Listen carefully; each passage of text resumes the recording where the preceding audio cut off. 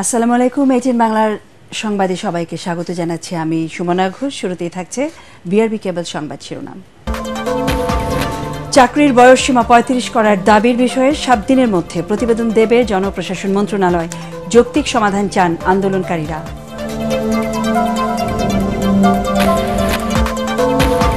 চাঁখারপুলে আনাস হত্যার ঘটনায় শেখ হাসিনা সহ ২৫ জনকে আসামি করে আইসিটিতে অভিযোগ দায়ের।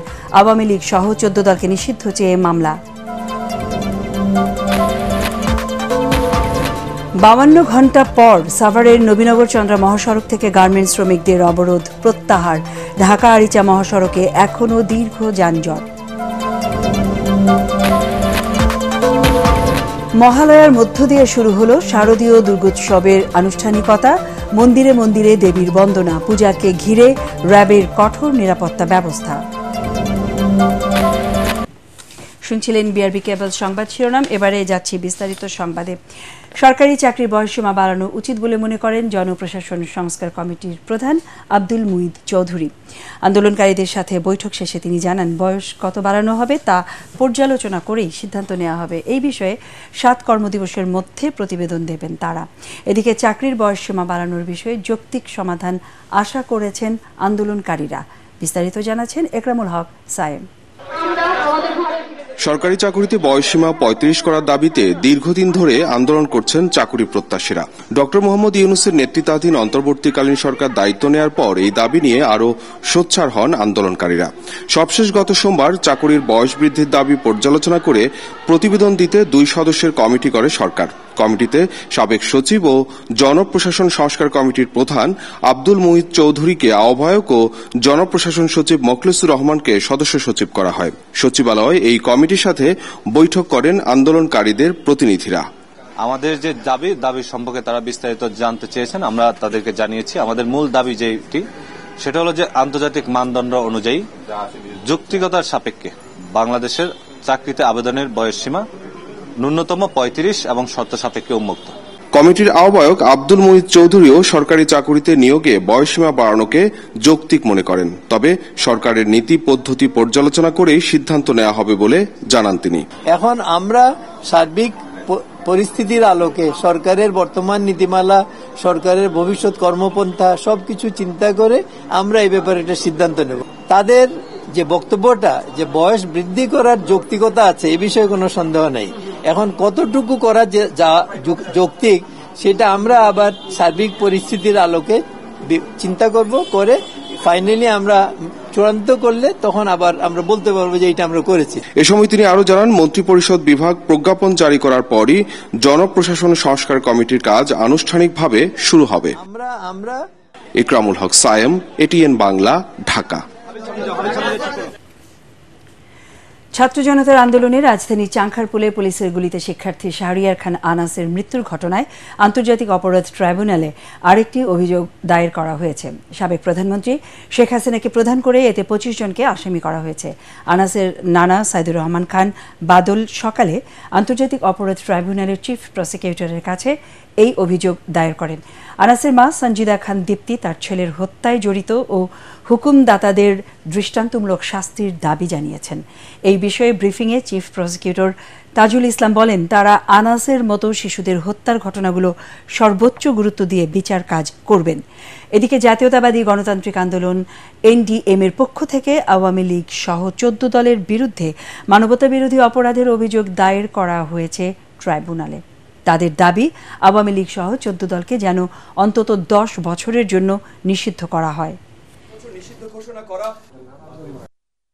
বাচ্চাদের মানে ১৬, ১৭, ১৮ বছর বয়স গুলি খেয়ে হাত খুলে গেছে, গুলি খেয়ে পা খুলে গেছে, এবং এরা যারা জীবিত বেঁচে আছে, কত হাজার প্রাণ হারিয়েছে সেটা পর্যন্ত আমরা জানি না। এই ধরনের মানবতা বিরোধী অপরাধের জন্য যারা দায়ী, তারা দল হোক, গোষ্ঠী হোক, অর্গানাইজেশন হোক, ব্যক্তি হোক, মিনিমাম তো ভাই ১০ বছর তাদেরকে নিষিদ্ধ ঘোষণা করা উচিত বলে আমি মনে করি। আওয়ামী লীগ সহ ১৪ দলের বিরুদ্ধে তাদেরকে বিচার প্রক্রিয়ার আওতায় আনার জন্য তাদেরকে এই মানবতা বিরোধী অপরাধের দায়ে তাদের বিরুদ্ধে তদন্তপূর্বক বিচার এবং আইন অনুযায়ী যথাযথ উপযুক্ত যে ব্যবস্থা সেটা গ্রহণের জন্য তারা দাবি জানিয়ে একটা অভিযোগ আমাদের কাছে দাখিল করেছেন। সাবেক প্রধানমন্ত্রী শেখ হাসিনার বেসরকারি বিনিয়োগ বিষয়ক উপদেষ্টা সালমান এফ রহমানকে সাভার, আশুলিয়া ও দোহারের 3টি পৃথক মামলায় মোট 7 দিনের রিমান্ডে পাঠিয়েছে আদালত। সকালে ঢাকার অতিরিক্ত চিফ জুডিশিয়াল ম্যাজিস্ট্রেটের আদালত শুনানি শেষে সাভার থানায় মামলায় 3 দিন, আশুলিয়ার মামলায় 2 দিন এবং দোহারের অর্থ পাচার মামলায় 2 দিনের রিমান্ড মঞ্জুর করেন। আসামিপক্ষের আইনজীবী মোর্শেদ হোসেন শাহিন এসব তথ্য জানান। এদিকে ডিবির হাতে গ্রেফতার সাবেক প্রধানমন্ত্রী শেখ হাসিনার মুখ্য সচিব ও উপদেষ্টা কামাল আব্দুল নাসির চৌধুরী, সাবেক যুব ও ক্রীড়া সচিব মেজবাহ উদ্দিন আহমেদ, ব্যাংক অ্যাসোসিয়েশনের সাবেক সভাপতি নজরুল ইসলাম মজুমদার এবং বসুন্ধরা গ্রুপের কোঅর্ডিনেটর আদনানকে সুনির্দিষ্ট মামলায় গ্রেফতার দেখাতে আদালতে তোলা হবে দুপুরে। এসব মামলায় তাদের রিমান্ড চাইবে আইন শৃঙ্খলা রক্ষাকারী বাহিনী।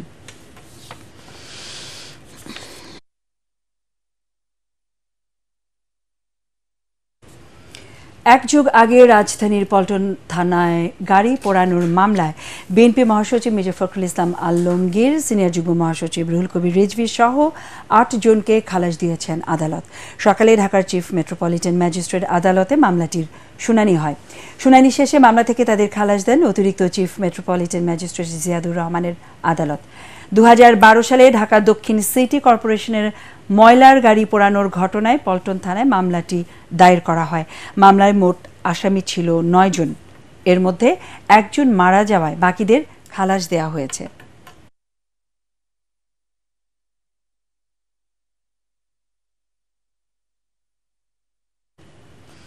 বৈষম্য বিরোধী আন্দোলনে ছাত্র জনতার উপর হেলিকপ্টার থেকে গুলি ছোড়া হয়নি বলে দাবি করেছে র্যাব। সংস্থাটির দাবি, টিয়ারশেল ও সাউন্ড গ্রেনেড নিক্ষেপ করেছে তারা। সংবাদ সম্মেলনে র্যাবের আইন ও গণমাধ্যম শাখার পরিচালক এই দাবি করেন। এদিকে পূর্বশত্রুতা ও দোকানের মালামাল লুট করতেই রাজধানীর গুলশান এলাকায় মুদি দোকানি রফিক সহ 2 জনকে গলা কেটে হত্যা করা হয়েছে বলে জানিয়েছে র্যাব। বিস্তারিত জানাচ্ছেন GM তসলিম। জুলাইয়ে বৈষম্য বিরোধী আন্দোলনে অনেক ছাত্র জনতা হতাহত হন।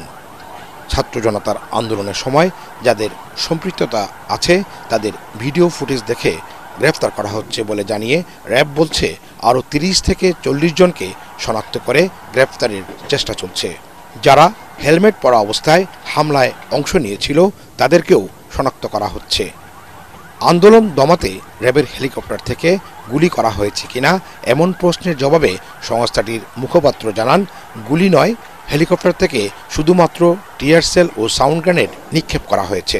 সোশ্যাল মিডিয়াতে বিভিন্ন ধরনের ভিডিও ফুটেজ আমরা ভাইরাল হয়েছে দেখতে পাই, যেখানে ছাত্র জনতার উপরে যে গণঅভ্যুত্থান সেখানে কিন্তু গুলি বর্ষণকারী অনেকেই কিন্তু আমরা সেই সামাজিক যোগাযোগ মাধ্যম ভিডিও চিত্রে কিন্তু আমরা দেখতে পাই। এই ছবিগুলি যাচাই বাছাই করছি এবং সেখান থেকে আমরা মূলত এখন পর্যন্ত প্রায় 10 জনকে গ্রেফতার করেছি যাদের হাতে অস্ত্র ছিল।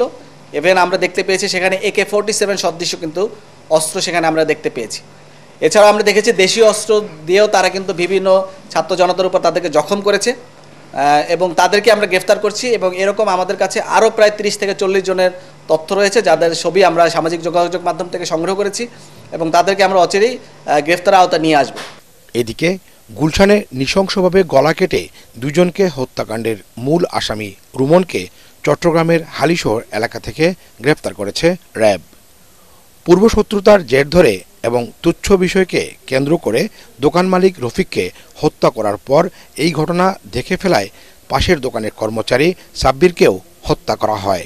গত 26 সেপ্টেম্বর রাত 2টায় তাদেরকে হত্যা করা হয় বলে জানায় র্যাব। তাদের সাথে চুক্তি হয়েছিল তারা রুমনকে কিছু টাকা পয়সা দিবে এবং সেই লোভেই সে মূলত এই 2 জন ব্যক্তিকে কুপিয়ে হত্যা করে এবং তাদেরকে হত্যা নিশ্চিত করার পরে পরবর্তীতে আমরা সিসিটিভি ফুটেজ পর্যালোচনা করে দেখতে পাই যে ওই বাসায় যে সকল মালামাল ছিল ভ্যান ভাড়া করে সেগুলো সেখান থেকে নিয়ে যায়। এদিকে সাগর রুনি হত্যার ঘটনায় আরও বড় আকারে তদন্ত কমিটি গঠিত হয়েছে জানিয়ে র্যাবের এই কর্মকর্তা জানান তারা চাইলে তাদেরকে র্যাব সহায়তা করবে। GM Taslim, ATN Bangla, Dhaka. আশুলিয়ায় বকেয়া বেতনের দাবিতে প্রায় 52 ঘণ্টা নবীনগর চন্দ্রা মহাসড়ক অবরোধ করে রাখার পর তা প্রত্যাহার করেছেন গার্মেন্টস শ্রমিকরা। দুপুর 1টার দিকে সেনাবাহিনীর আশ্বাসে সড়ক অবরোধ প্রত্যাহার করে নেন তারা। শিল্প পুলিশ জানায়, বকেয়া বেতনের দাবিতে গত সোমবার সকাল থেকে নবীনগর চন্দ্রা মহাসড়ক অবরোধ করে রাখেন অনির্দিষ্টকালের জন্য বন্ধ থাকা বার্ডস গার্মেন্টসের শ্রমিকরা। পরে আজ দুপুরে সেনাবাহিনীর আশ্বাসে তারা সড়ক অবরোধ প্রত্যাহার করে নেন। অবরোধ প্রত্যাহার করলেও এখনও পর্যন্ত মহাসড়কটিতে তীব্র যানজট রয়েছে। এছাড়াও ঢাকা আরিচা মহাসড়কের নবীনগর বাইপাইল আবদুল্লাপুর মহাসড়কের বিভিন্ন স্থানে তীব্র যানজট দেখা দিয়েছে। এদিকে আজও আশুলিয়ার বেশ কয়েকটি তৈরি পোশাক কারখানা বন্ধ রয়েছে, তবে অন্য সব পোশাক কারখানায় শ্রমিকরা কাজে যোগ দিয়েছেন। উৎপাদন চলছে পুরো দমে। অপ্রীতিকর ঘটনা এড়াতে কারখানাগুলোর সামনে যৌথ বাহিনীর সদস্যরা টহল দিচ্ছেন। এদিকে গাজীপুরের পোশাক কারখানায় উৎপাদন স্বাভাবিক থাকলেও সকালে কালিয়াকৈর চন্দ্রা এলাকায় নায়াগ্রা টেক্সটাইলসের শ্রমিকরা বকেয়া বেতনের দাবিতে রাস্তায় নেমে বিক্ষোভ করে। তবে সড়কে যান চলাচল স্বাভাবিক রয়েছে।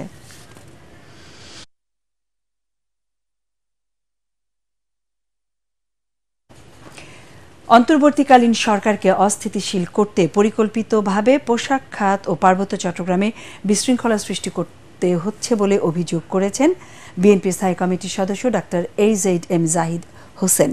নয়াপল্টন কেন্দ্রীয় কার্যালয়ের সংবাদ সম্মেলনে তিনি এসব ঘটনার ইন্ধনদাতা হিসেবে গণ আন্দোলনে ক্ষমতাচ্যুত শেখ হাসিনার সহযোগীদের দায়ী করেন। দুর্নীতি দুঃশাসনের কারণে জনগণের সাথে সম্পর্ক নেই বলেই শেখ হাসিনাকে দেশ ছেড়ে পালাতে হয়েছে বলে দাবি করেন তিনি। ডাক্তার জাহিদ অভিযোগ করেন, প্রশাসনে এখনও স্বৈরাচারের দোসররা বহাল তবিয়তে রয়েছে। বন্যায় ক্ষতিগ্রস্ত বৃহত্তর নোয়াখালী অঞ্চলের শিক্ষার্থীদের জন্য শিক্ষা উপকরণ পাঠানোর কথা জানান ডাক্তার জাহিদ। এছাড়া নানা সহায়তা নিয়ে বিএনপি নেতাকর্মীরা এরই মধ্যে রংপুর বিভাগের 5 জেলার বন্যা দুর্গতদের পাশে দাঁড়িয়েছেন বলেও জানান ডক্টর জাহিদ। যত জায়গায় যত বিশৃঙ্খলা, ফ্যাক্টরিতে ভাঙচুর, কারণ ভাঙচুরের কারণ কি খোঁজ নিয়ে যেয়ে দেখবেন ওই ফ্যাক্টরির শ্রমিকই না। আজকে হিলট্রেক্সে হচ্ছেটা কি? হিলট্রেক্সে হচ্ছে বাংলাদেশকে অস্থিতিশীল করার একটা পরিকল্পনা, অর্থাৎ সর্বত্রই সেই রেখে যাওয়া স্বৈরাচারের দোসর যারা ছিলেন তারা এখন ভাবছে কবে তারা ঢুকবে, বিভিন্ন টুক করে ঢুকে পড়বেন, টুক করে ফেলে দিবেন, এই সমস্ত কথা বলে না। এখন আমরাও বসে আছি, দেশের মানুষ বসে আছে, টুক করে চলে আসুন, তখন দেখা যাবে আপনার ঝুপ করে কি হয়ে যায়। শিক্ষককে পিটিয়ে হত্যার ঘটনায় খাগড়াছড়িতে এখনও থমথমে অবস্থা বিরাজ করছে। অনাকাঙ্ক্ষিত ঘটনা এড়াতে খাগড়াছড়ি জেলা সদর ও পৌর এলাকায় অনির্দিষ্টকালের 144 ধারা বলবৎ রয়েছে। পরবর্তী নির্দেশ না দেওয়া পর্যন্ত খাগড়াছড়ি সদরে 144 ধারা জারি থাকবে বলে জানিয়েছে জেলা প্রশাসন। এদিকে সকাল থেকে সীমিত সংখ্যক দূরপাল্লার গাড়ি ছেড়ে যাচ্ছে। অভ্যন্তরীণ সড়কে খুব কম যানবাহন চলাচল করছে। পরিস্থিতি নিয়ন্ত্রণে সেনা টহলের পাশাপাশি অতিরিক্ত পুলিশ মোতায়েন করা হয়েছে। এর আগে হত্যার ঘটনাকে কেন্দ্র করে মঙ্গলবার শহরের পানখাইয়াপাড়া সড়ক ও মহাজনপাড়ায় অন্তত 20টি ব্যবসা প্রতিষ্ঠানে ভাঙচুর ও লুটপাট করা হয়। পুড়িয়ে দেওয়া হয় দোকান ও মালামাল। একটি প্রাইভেট হাসপাতাল ভাঙচুর করা হয়। ক্ষতিগ্রস্ত ব্যবসা প্রতিষ্ঠানের মালিকদের অধিকাংশই পাহাড়ি। নিহত Abul Hasnat Sohel Rana Khagrachhari technical school and কলেজের ইনস্ট্রাক্টর। এর আগে সকালে 7ম শ্রেণীর এক শিক্ষার্থীকে ধর্ষণের অভিযোগে ওই শিক্ষককে পিটিয়ে হত্যা করা হয়। খাগড়াছড়ি জেলা পুলিশ সুপার আরফিন জুয়েল জানান, ঘটনায় জড়িতদের গ্রেফতার করে দ্রুতই আইনের আওতায় আনা হবে।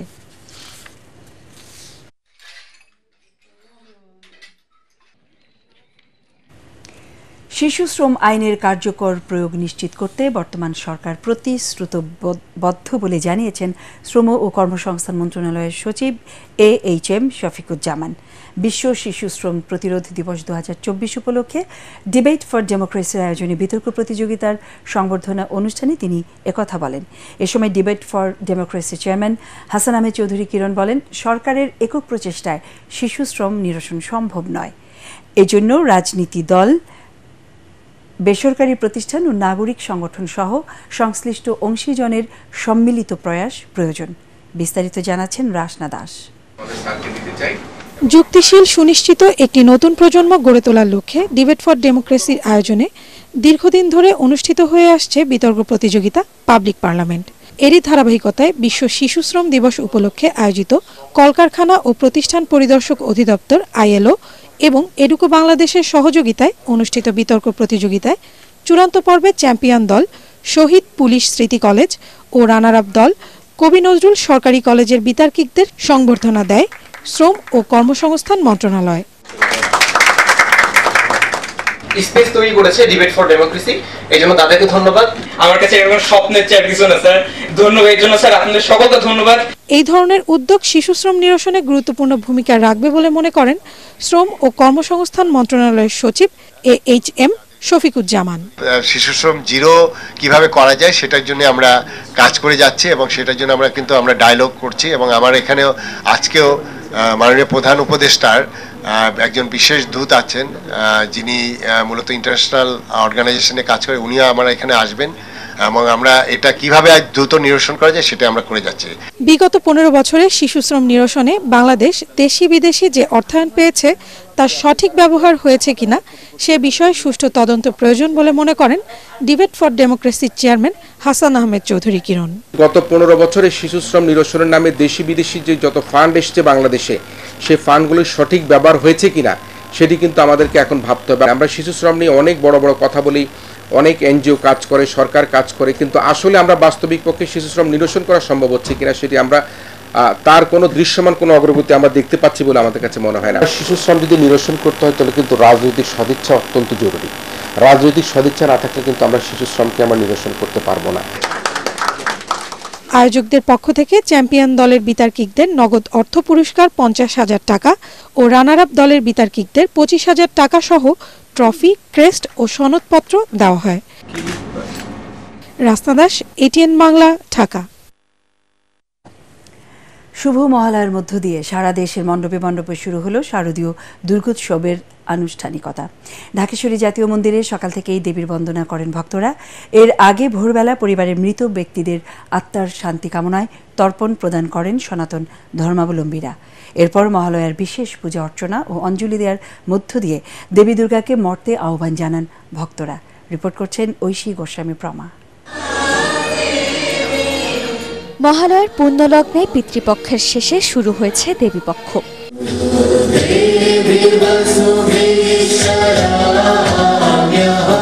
রাজধানী সহ সারা দেশের মন্দিরগুলোতে ভোর থেকে শুরু হয় মহালয়ার আনুষ্ঠানিকতা। পরিবারের মঙ্গল কামনায় তর্পণ প্রদানের মধ্য দিয়ে বিশেষ প্রার্থনা করেন সনাতন ধর্মাবলম্বীরা।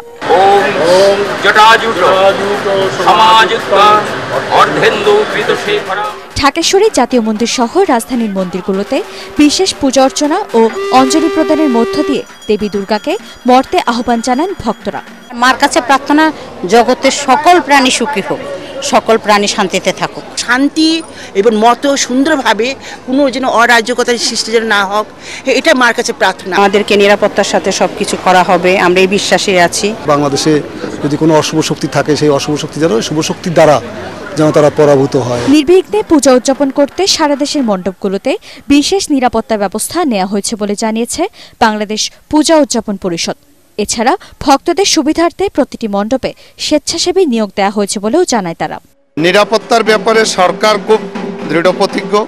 ইতিমধ্যে আমাদের সাথে সেনাবাহিনী তৎপরতা আছে। ওনারাও প্রত্যেকটা জেলায়, উপজেলায় পূজা পরিষদের নেতাদের সাথে মিটিং করেছেন। প্রত্যেক পূজা মণ্ডপেই এই বছর বিশেষভাবে স্বেচ্ছাসেবক বাহিনী রাখা হয়েছে আমাদের মন্দিরগুলা একটা পর্যায়ে রাখার জন্য, যাতে কোনো অপশক্তি এই পূজায় ব্যক্ত না ঘটাতে পারে। মহালয়ার মধ্য দিয়ে দুর্গাপূজার আনুষ্ঠানিকতা শুরু হলেও 9 অক্টোবর মহাষষ্ঠীর মধ্য দিয়েই শুরু হবে এবারের শারদোৎসব। আর 13 অক্টোবর দেবীর বিসর্জনের মধ্য দিয়ে শেষ হবে সনাতন ধর্মাবলম্বীদের সবচেয়ে বড় উৎসব দুর্গাপূজা। ঐশী গোস্বামী প্রমা, ATN বাংলা, ঢাকা। এদিকে আসন্ন দুর্গাপূজাকে ঘিরে উস্কানি থাকলেও বিশৃঙ্খলা রোধে মাঠে তৎপর থাকবে র্যাব। শারদীয় দুর্গাপূজায় সকাল ও বিকেলে বিশেষ টহল থাকবে বলে জানিয়েছেন র্যাবের আইন ও গণমাধ্যম শাখার পরিচালক। তিনি আরও জানান, সারা দেশের পূজা মণ্ডপের নিরাপত্তায় কাজ করবে RAB. Commando, bomb disposal unit ও ডগ স্কোয়াড প্রস্তুত থাকবে যে কোনো ধরনের অপ্রীতিকর পরিস্থিতি মোকাবেলায়। কোনো কোনো জেলায় আমরা দেখতে পাচ্ছি যে 10,000-এর মতো পূজা মণ্ডপ আছে। তো সেই সকল জায়গায় আসলে আমাদের র্যাব একটি এলিট ফোর্স হিসেবে আমরা মূলত স্ট্রাইকিং হিসেবে থাকব। যদি কখনো কোথাও কোনো ধরনের সমস্যা হয় আমরা আমাদের মোবাইল নাম্বারগুলো তাদেরকে দেওয়া আছে, আমাদের ফোকাল পয়েন্ট প্রত্যেকটি 10টি থেকে 15টি করে পূজা মণ্ডপের জন্য একটি ফোকাল পয়েন্ট করা আছে। সেই ফোকাল পয়েন্টের মাধ্যমে যদি তাৎক্ষণিকভাবে আমরা কোনো ধরনের তথ্য পাই আমরা সার্বক্ষণিকভাবে তৈরি আছি। হঠাৎ করেই ফরিদপুরের কুমার নদের ভাঙনে অনেক বসতবাড়ি গাছপালা নদীগর্ভে বিলীন হয়ে গেছে। ফরিদপুর পৌরসভার কুমার নদের গুহ লক্ষ্মীপুর এলাকা জুড়ে ভাঙন দেখা দেয়ায় আতঙ্কের মধ্যে দিন কাটাচ্ছে নদের তীরবর্তী কয়েক হাজার মানুষ। ভাঙনের হুমকির মুখে রয়েছে 20-25টি বসত বাড়ি, সরকারি রাস্তা, ব্রিজ, মসজিদ, মাদ্রাসা সহ বিভিন্ন প্রতিষ্ঠান। স্থানীয়রা জানান, গত কয়েকদিনের প্রচণ্ড বৃষ্টির কারণে নদপাড়ের বিশাল একটি অংশ জুড়ে ফাটলের সৃষ্টি হয়। তারা অভিযোগ করেন, গত বছর কুমার নদ সংস্কারের সময় নদের পাড় বাঁধানোর কথা থাকলেও ঠিকাদার সেই কাজ না করে নদ থেকে মাটি কেটে নেবার কারণেই এই অবস্থার সৃষ্টি হয়েছে। নদের হাত থেকে বসত বাড়ি, বিভিন্ন স্থাপনা ধসে পড়ার হাত থেকে রক্ষা করতে দ্রুত সরকারকে উদ্যোগ নেওয়ার দাবি জানিয়েছেন স্থানীয়রা। উন্নয়ন স্রোতের কারণে সরে গিয়ে আমাদের বাড়ি ঘর অনেক ক্ষতিগ্রস্ত হইতেছে। প্রায় 3-4টা বাড়ি ঘর আপনি দেখতেছেন অলরেডি ধসে গেছে। এই মতো অবস্থায় যদি সরকারের আমাদের সদয় দৃষ্টি না দেয় তাহলে আমরা এই বসত বাড়ি থেকে কোথায় যাব? বেহাল দশা জয়পুরহাট পৌরসভার বিভিন্ন সড়কের সংস্কার না করায় সৃষ্টি হয়েছে খানাখন্দের। নেই পর্যাপ্ত ড্রেনেজ ব্যবস্থা, বৃষ্টি হলে ভোগান্তি বেড়ে যায় বহুগুণ। এতে ঝুঁকি নিয়ে চলছে যানবাহন, ঘটছে ছোট বড় দুর্ঘটনা। সমস্যা সমাধানে আশ্বাস দিয়েছে পৌর কর্তৃপক্ষ। আমাদের প্রতিনিধি রফিকুল ইসলাম রফিকের রিপোর্ট, জানাচ্ছেন ইয়াসিন রানা। প্রতিষ্ঠার প্রায় 5 দশক পেরিয়ে গেলেও এখনো নাগরিক সেবা ও কাঙ্ক্ষিত উন্নয়নের ছোঁয়া পায়নি জয়পুরহাট পৌরসভা। পৌর এলাকার বৈরাগীর মোড়, চিত্রা রোড, ডিসি চত্বর থেকে সর্দারপাড়া রোড, ধানমন্ডি, দেবীপুর সহ বিভিন্ন পাড়া মহল্লার সড়কগুলোর বেহাল দশা। দীর্ঘদিন সংস্কার না হওয়া ও পর্যাপ্ত ড্রেনেজ না থাকায় চরম ভোগান্তির মধ্যে চলাচল করছেন বাসিন্দারা। 400-500 টাকা কাম করে 200-300 টাকা প্রত্যেকদিন গাড়ি পিছনে খরচ হয়ে যায়। এত অবহেলিত রাস্তা, এরকম রাস্তা বোধহয় জয়পুরহাট আর কোন জায়গাতে আছে কিনা আমার মনে হয়। ভাঙ্গা রাস্তাতে যাতায়াত করি, প্যাসেঞ্জারদের কষ্ট হয়, সামনেটা মসজিদ রাস্তা হয় না, অনেক সময় রিক্সা আসতে চায় না, এখান থেকে যাওয়া অনেক অসুবিধা হয়ে যায়। রাস্তা নাই, আমার মসজিদের রাস্তা দিয়ে আছে বাইপাস রাস্তা, এখানে তো গাড়ি ঘোড়া আসে, আসপা লাগায় অ্যাক্সিডেন্ট করে ছেলে মেয়ে যেই আসুক ওইখানে আসে পড়ে যায়, পিছলা 4-5 বার মাপলে যায়, পৌরসভার লোক আছে, অথচ রাস্তা হয় না, অথচ রাস্তার টাকা তুলে খায় শেষ করে ওই অবস্থায় পড়ে আছে। আমরা কিভাবে চলি? সড়ক সংস্কারে প্রায় 8 কোটি টাকার প্রকল্পের কাজ চলছে। আগামী 3 মাসের মধ্যে সংস্কার শুরু হবে বলে জানান পৌরসভার প্রশাসক। এই অঞ্চলের জয়পুরহাট সহ এখানে আমাদের 11টি স্কিমে কিছু টেন্ডার হয়ে গেছে। আমরা হয়তোবা আগামী মাসখানেকের মধ্যে কার্যক্রম আমরা শুরু করতে পারবো। পৌরসভার কাঙ্ক্ষিত সেবা নিশ্চিত সহ সড়ক ও ড্রেনেজ ব্যবস্থা দ্রুত সংস্কার করে দুর্ভোগ লাঘবের আশা পৌরবাসীর। Bureau report, ATN Bangla. এবারে আল আরাফা ইসলামী ব্যাংক অর্থ সংবাদ।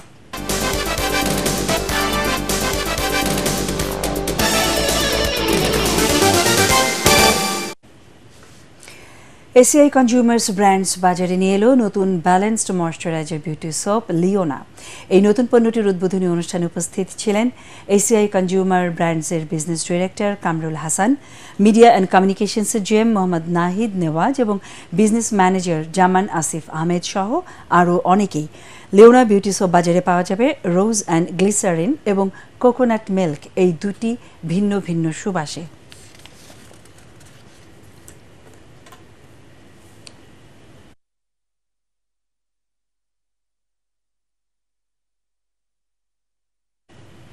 আন্তর্জাতিক সংবাদ।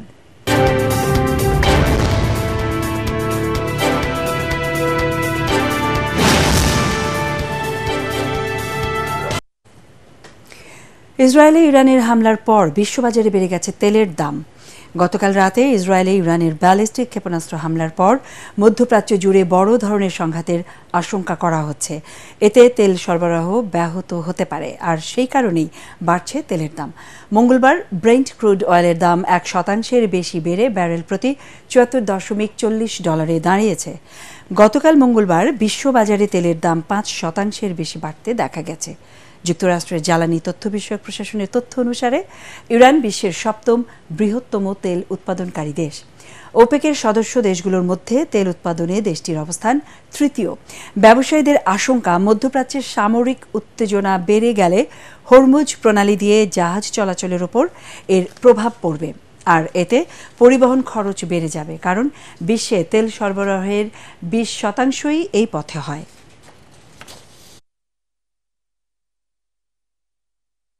এবারে পার্টেক্স খেলার খবর।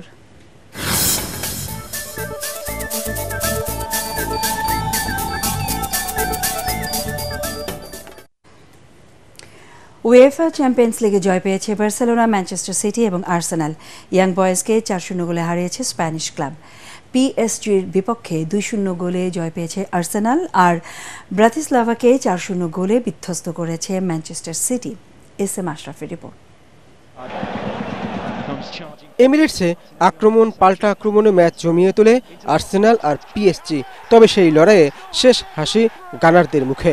ম্যাচের 20 মিনিটে কেই হ্যাভার্টস এগিয়ে নেন ইংলিশ ক্লাবকে। গোল শোধে মরিয়া ফ্রেঞ্চ ক্লাবের আক্রমণ প্রতিপক্ষের রক্ষণে আটকে যায়। উল্টো 35 মিনিটে পিছিয়ে পড়ে বুকায়ো সাকার গোলে। গোলরক্ষক দোন্নারুমা প্রতিরোধের দেয়াল গড়ে না তুললে পিএসজিকে আরও বড় ব্যবধানে হারতে হতো। সুইস ক্লাব ইয়াং বয়েজের বিপক্ষে 8 মিনিটেই রবার্ট লেভানদোভস্কি এগিয়ে নেন বার্সেলোনাকে। দলের তৃতীয় গোলটিও তার। এছাড়া রাফিনহা, ইনিগো মার্টিনেজ বড় জয়ে ভূমিকা রাখেন। 70% বল দখলে রাখা হান্সি ফ্লিকের দলের সামনে কোনো লড়াই করতে পারেনি ইয়াং বয়েজ। একইভাবে ব্রাতিস্লাভাকেও অসহায় আত্মসমর্পণ করতে হয় ম্যানচেস্টার সিটির বিপক্ষে। ইকাই গুন্দোয়ান আর ফিল ফোডেন প্রথমার্ধে 2-0 এগিয়ে নেয় পেপ গার্দিওলার দলকে। দ্বিতীয়ার্ধে আর্লিং হল্যান্ডের পর জেমস ম্যাকাদি গোল করলে বড় জয় নিয়ে মাঠ ছাড়ে Manchester City. SM Ashraf, ATN Bangla. সংবাদ শেষ করব, তার আগে বিআরবি কেবল সংবাদ শিরোনাম আরও একবার। চাকরির বয়সসীমা 35 করার দাবির বিষয়ে 7 দিনের মধ্যে প্রতিবেদন দেবে জনপ্রশাসন মন্ত্রণালয়। যৌক্তিক সমাধান চান আন্দোলনকারীরা।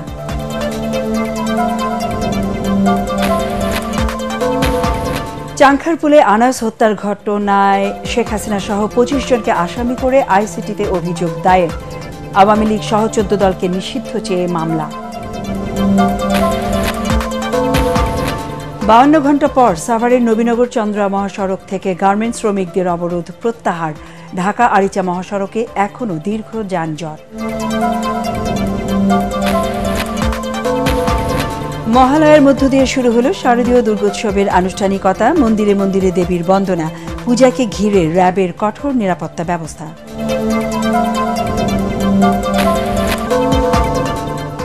আমাদের পরের সংবাদ দেখার আমন্ত্রণ জানিয়ে এখনকার মতো শেষ করছি। এটিএন বাংলা সংবাদ ইউটিউবে দেখতে ব্রাউজ করুন youtube/এটিএন বাংলা নিউজ। ধন্যবাদ।